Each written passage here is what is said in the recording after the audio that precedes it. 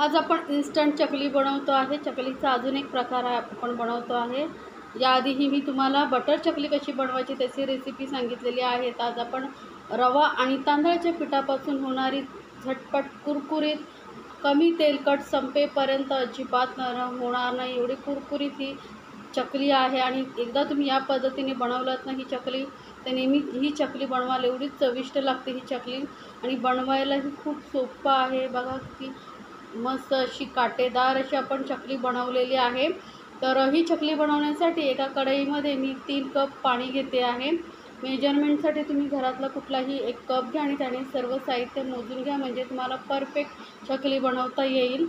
तर बघा 3 कप मी इथे कढईमध्ये पाणी ओतलेलं आहे। पाणी आपण गरम चांगलं उकळी येईपर्यंत गरम करायचं आहे। तोपर्यंत आपण यामध्ये चवीनुसार मीठ घालूया आणि अगदी अर्धा चमचा ओवा घालायचा आहे। ओव्यामुळे ॲसिडिटीचा वगैरे प्रॉब्लेम होत नाही। आणि 2 छोटे चमचे आपण इथे सफेद तीळ घालायचे। सफेद तीळमुळे मस्त चवी येते आणि अशी कुरकुरीत चकली आपली तयार होते। तर 2 चमचे तीळ घातल्यानंतर अर्धा चमचा इथे धने पावडर घालते, सोबतच पाव चमचा हळद घालायची आपल्याला। आणि आता चकलीला तिखटपणा येण्यासाठी आपण इथे 1 चमचा लाल मिरची पावडर घालतो आहे। आता तुमच्याकडे जो कुठला लाल मिरची पावडर असेल तो तुम्ही घालू शकता। आणि 2 चमचे आपण इथे तेल घालायचं आहे। जास्त तेल घालायची गरज नाही, 2 चमचेच तेल घालायचं आहे। जर जास्त तेल घातलं तर मग चकली जी असते ती तेलकट होते आणि जास्त तेल सोकते। आता हे पाण्याला चांगली उकळी आल्यानंतर आधी आपण यामध्ये 1 कप रवा घालायचा आहे। तर ज्या कपाने आपण पाणी मोजून घेतलं होतं त्यानेच रवा घातलेला आहे। तर आधी मस्त असं व्यवस्थित मिक्स करून घ्यायचं आहे आपल्याला। तर आता रवा बघा थोडासा घट्टसर होत आला आहे तोपर्यंत आपण यामध्ये 2 कप तांदळाचं पीठ घालायचं आहे। हे जे आपण भाकरीसाठी पीठ वापरतो तेच मी घेतलेलं आहे, कुठलं वेगळं आपण दळून आणलेलं नाही आहे। पण ते घरामधलंच पीठ वापरायचं आहे किंवा मग रेडीमेड मार्केटमध्ये जे पीठ तुम्हाला मिळेल ते तुम्ही घेऊ शकता। आता हे सर्व आपण व्यवस्थित मिक्स करून घ्यायचं आहे। पीठ बघा मस्त व्यवस्थित मिक्स झालेलं आहे, वाफी छान येते आहे म्हणजे आपलं पीठ व्यवस्थित वाफवलं गेलेलं आहे। आता गॅस बंद करून याला आपण 10 मिनटं असंच ठेवून देणार आहोत म्हणजे पिठामध्ये व्यवस्थित वाफ मुरली जाईल। आता 10 मिनटं झालेली आहेत, वाफ बघा कमी झालेली आहे, पीठ आता गरमच आहे थोडं। तर आता हे पीठ आपण एका परातीमध्ये वगैरे काढून घेऊया, मोठ्या परातीमध्ये काढून घेऊया। तर हे पीठ मी एका परातीमध्ये काढून घेते। तर सर्व पीठ आपण चमच्याच्या साहाय्याने एका परातीमध्ये काढून घेतो आहे। तर आता हे पीठ तुम्ही एक ग्लासाच्या साहाय्यानेही मळू शकता म्हणजे ग्लास घेऊन, किंवा असं पाण्याचा हात लावूनही मळू शकता।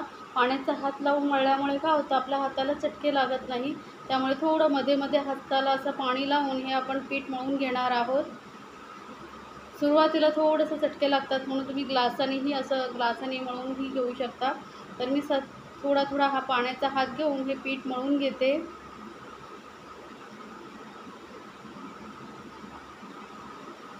तर हे पीठ आपलं बघा मस्त असं एकत्र झालेलं आहे। पीठ मळलेलं छान असं मळलं पाहिजे म्हणजे काय होतं पिठामध्ये समजा कुठल्या पिठाच्या वगैरे गुठळ्या राहिल्या असतील तर त्याही मोडून घेता येतात।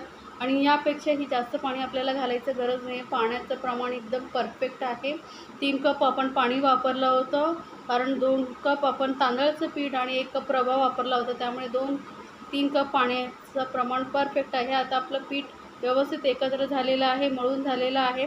आता काय करायचं आहे थोडंसं तेल लावायचं आहे आपल्याला आणि हे पीठ सर्व व्यवस्थित मळून घ्यायचं आहे म्हणजे हाताला चिकटणार नाही।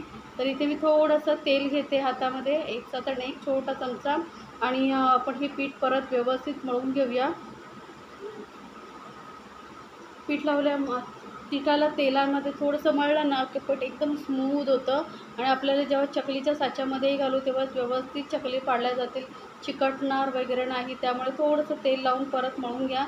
तर हे पीठ मी मळून घेते तेल लावून। आता पीठ आपलं व्यवस्थित मळून झालं आहे तर इथे मी चकलीचा साचा घेतलेला आहे आणि ही बघा काटेदार अशी चकलीचं प्लेट घेतलेली आहे।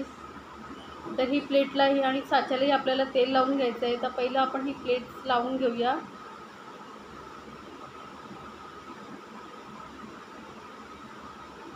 तर साचा पूर्ण व्यवस्थित पॅक केल्यानंतर आपल्याला आतून व्यवस्थित तेल लावून घ्यायचं आहे म्हणजे पीठ चिकटणार नाही। तर ब्रशच्या किंवा हाताच्या साहाय्याने तुम्ही पीठ तेल पूर्ण लावून घेऊ शकता। पुन्हा खाली प्लेटलाही आपल्याला तेल लावायचं आहे। व्यवस्थित तेल लावून घ्यायचं आहे। आता तेल साच्याला आपण तेल लावून घेतल्यानंतर चकलीचा जो वरचा भाग असतो साच्याचा त्यालाही तेल लावून घ्यायचं। आता आपण जो पिठाचं थोडं पीठ घेऊन त्याचं गोल असं गोळा करून आपण ते साच्यामध्ये भरणार आहोत। साच्यामध्ये पीठ भरताना एक काळजी घ्यायची आहे, व्यवस्थित दाबून आपल्याला पीठ भरायचं आहे। कुठेही गॅप राहिली नाही पाहिजे। गॅप राहिली तर काय होतं, जेव्हा आपण चकली पाडतो ना तेव्हा मग मध्येच चकली तुटू शकते। त्यामुळे व्यवस्थित दाबून आपण हे पीठ भरून घ्यायचं।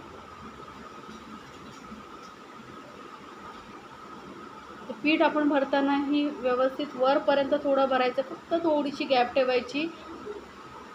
अगदी थोडीशी गॅप ठेवली आहे। त्यानंतर हे साच्या व्यवस्थित आपण पॅक करून चकली पाडायला घेणार आहोत।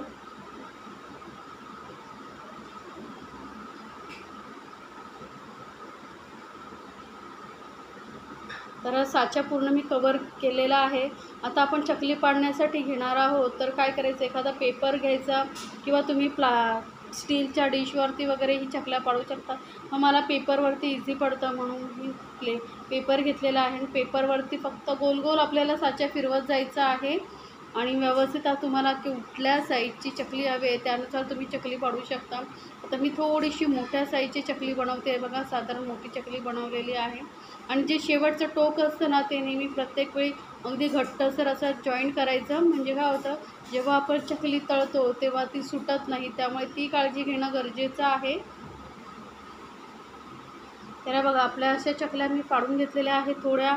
आता कढईमध्ये तेलही गरम करत ठेवलेलं आहे। तर चकली कशी उचलायची, तसा प्लेन चमचा वगैरे घ्यायचा, त्याने अलगद चकली उचलायची आणि तेलामध्ये सोडायची आपल्याला। तर तेलही चांगलं गरम पाहिजे, गरम तेलामध्ये आपण ते चकली सोडायची आहे।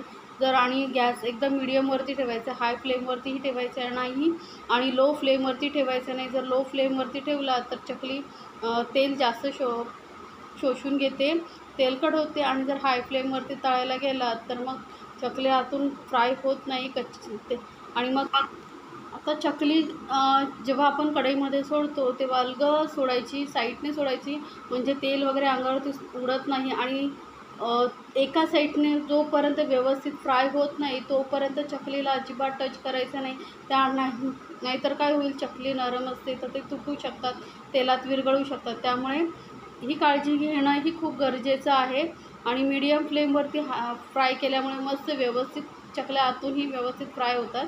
आणि थोड्या वेळाने मग अशा आलटून पलटून आपण चकल्या व्यवस्थित सर्व बाजूने फ्राय करून घ्यायच्या आहेत। आता आपली चकली फ्राय झालेली आहे की नाही व्यवस्थित हे एक ओळखण्याचा महत्त्वाचा पॉईंट आहे, तो म्हणजे तेल व्यवस्थित थंड होतं बघा, जास्त बुडबुडे नाही आहेत, म्हणजे चकली आपली व्यवस्थित फ्राय झालेली आहे। तर ही चकली आता आपण काढून घेऊया का, किती मस्त। हे ओळखण्याचा एक महत्त्वाचा पॉईंट आहे की तेल जोपर्यंत थंड होत नाही, शांत होत नाही तोपर्यंत चकली व्यवस्थित तळली गेली नाही हे समजावं। आता हे चकल्या आपल्या तयार झालेल्या आहेत तळून, आणि खरंच खूपच चविष्ट लागतात, मस्त असे एकदम कुरकुरीत। तर या सणाला वगैरे तुम्ही नक्की बनवा आणि मला कमेंट्समध्ये नक्की सांगा तुम्हाला ही चकलीची रेसिपी कशी वाटली। आणि जर रेसिपी आवडत असतील तर चॅनलला लाईक, कमेंट आणि सबस्क्राईब करायला विसरू नका। सोबतच बेल आयकॉनवरतीही क्लिक करा, म्हणजे माझ्या नवीन रेसिपीची नोटिफिकेशन तुमच्यापर्यंत लगेचच पोहोचेल।